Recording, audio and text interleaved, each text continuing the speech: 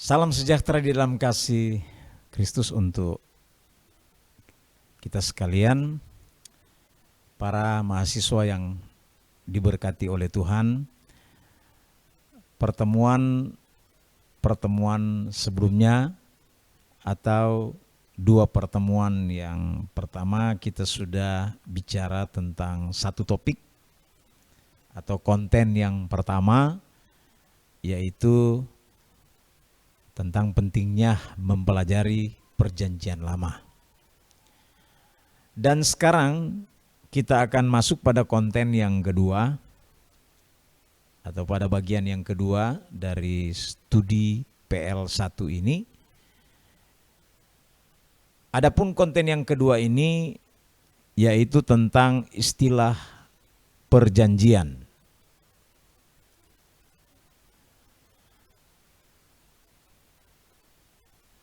Mari kita lanjut.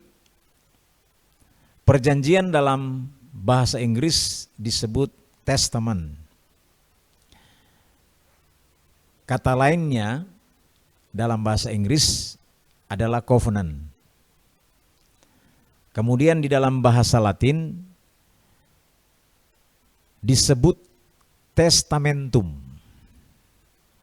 Nah, dalam bahasa Ibrani, istilah perjanjian ini ditulis dengan kata berit.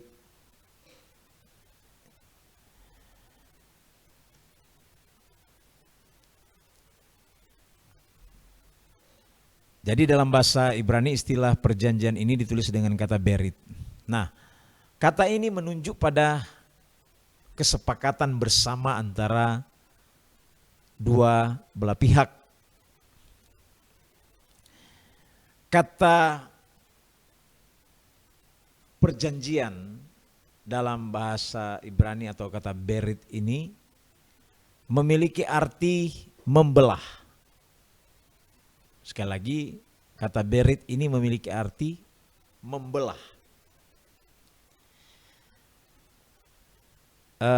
Kata membelah ini digunakan untuk mengekspresikan sebuah praktek penyembelihan korban yang dibelah menjadi dua bagian di wilayah Timur Dekat pada zaman dahulu. Hal ini dilakukan ketika mereka membuat sebuah perjanjian yang sangat penting. Itu dapat kita bandingkan dengan Kejadian pasal 15 ayat 10 dan juga kita lihat Yeremia 34 ayat 18. Nah, hal ini berarti jika satu dari antara dua pihak mengingkari perjanjian, maka pihak ini, orang ini akan dibelah menjadi dua bagian. Ya. Jadi itu pengertian dari berit.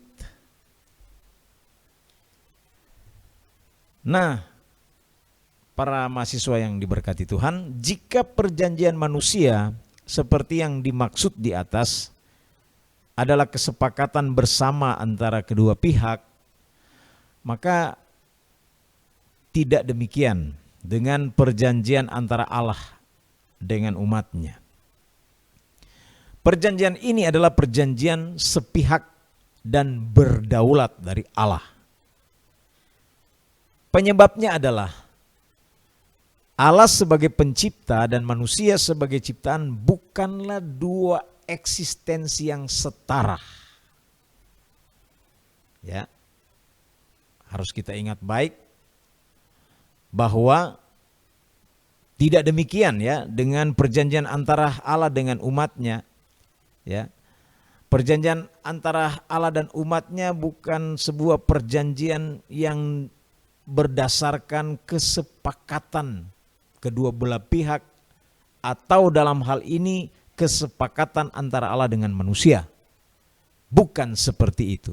Jadi perjanjian dibuat sepihak oleh Allah berdasarkan kedaulatannya. kemahakuasaannya, sovereignty of God, ya. Penyebabnya adalah bahwa Allah sebagai pencipta dan manusia sebagai ciptaan bukan dua eksistensi yang setara. Apalagi kita ketahui bersama bahwa manusia itu sudah jatuh ke dalam dosa. Ya. Selanjutnya, kalau kita melihat ke kitab Septuaginta, ya, kita tahu simbol dari kitab Septuaginta ini seringkali juga ditulis dengan angka Romawi 70 atau kalau huruf-hurufnya ya huruf kapital LXX. Ya, kita tahu bersama bahwa kitab Septuaginta atau dengan simbol lain LXX ini adalah kitab yang diterjemahkan dari bahasa Ibrani ke bahasa Yunani, ya, di zaman atau dalam periode intertestamental, ya, periode antar perjanjian yang diterjemahkan oleh tua-tua Yahudi di Alexandria, Mesir. Nah, di dalam kitab Septuaginta ini kata berit itu diterjemahkan dengan kata diateke, ya, diateke. Kata diateke ini adalah kombinasi dari dua kata, yaitu dia, artinya dua, dan titemi, artinya meletakkan. Dan kemudian ketika itu menjadi diateke, artinya adalah kesepakatan yang melibatkan dua pihak. Nah, kata diateke juga dikenakan untuk arti wasiat. Itu kalau kita lihat di dalam Ibrani 9 ayat 16 dan ayat 17. Salah satu dasar yang mengokohkan bahwa kumpulan kitab yang terdiri atas 66 buah buku, mulai dari kitab Kejadian sampai Maleakhi ini disebut perjanjian lama, adalah perkataan Paulus dalam 2 Korintus 3 ayat 14 yang berbunyi begini. Tetapi pikiran mereka telah menjadi tumpul sebab sampai pada hari ini selubung itu masih tetap menyelubungi mereka. Jika mereka membaca perjanjian lama itu tanpa disingkapkan, karena hanya Kristus saja yang dapat menyingkapkannya. Ya. Jadi salah satu dasar yang mengokohkan bahwa kumpulan kitab yang terdiri atas 66 buah buku, mulai dari Kejadian sampai Maleakhi disebut perjanjian lama, itu terdapat di dalam 2 Korintus 3 ayat 14. Ya. Jadi sekalipun memang kitab perjanjian lama tidak pernah memberikan informasi secara tertulis bahwa ia harus disebut perjanjian lama, tapi mengenai hal itu kita dapat membacanya di dalam tulisan Rasul Paulus yang kita sudah baca tadi di 2 Korintus 3 ayat 14. Ya. Nah, barangkali gambarannya adalah kalau kita lihat di sejarah negara kita, ya, ada istilah Orde Lama, ada istilah Orde Baru. Di zaman Orde Lama tidak ada pengistilahan Orde Lama, tidak ada. Nanti ketika Orde Baru datang, baru periode sebelumnya disebut Orde Lama. Tapi di zaman Orde Lama tidak pernah menyebutnya sebagai Orde Lama. Kira-kira seperti itu gambarannya atau analoginya. Nah, baik.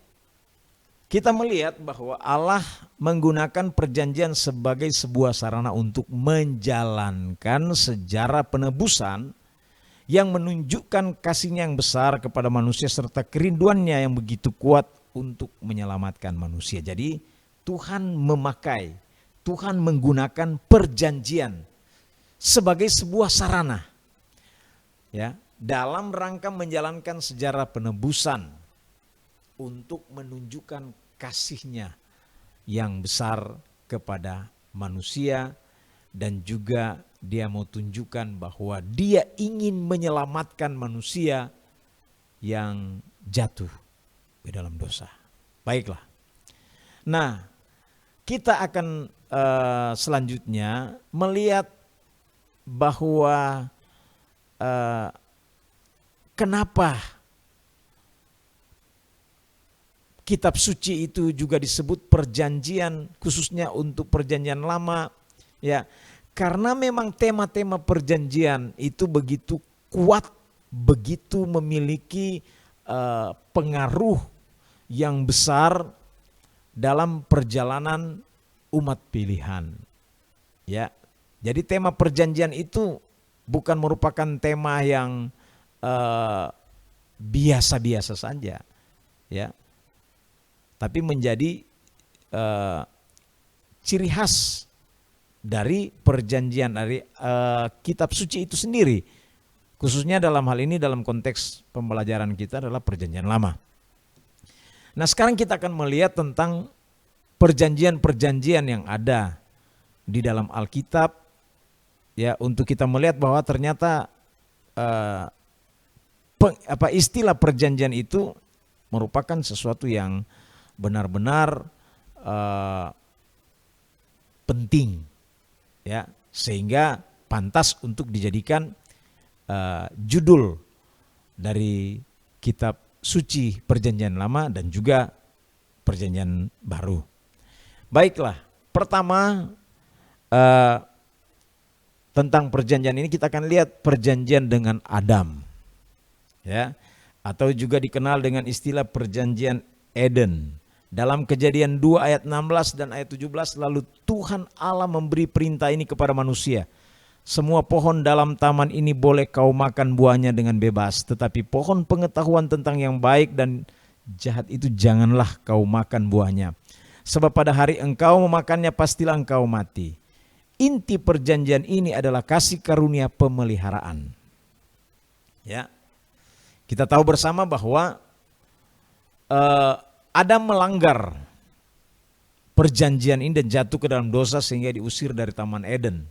Dan maut menguasai kehidupan Adam, bahkan seluruh manusia. Itu juga dapat kita melihat ayat referensinya atau perbandingannya di dalam Hosea 6 ayat 7. Ya, itu untuk perjanjian dengan Adam. Nah, selanjutnya kita akan melihat yang berikut adalah perjanjian dengan Nuh.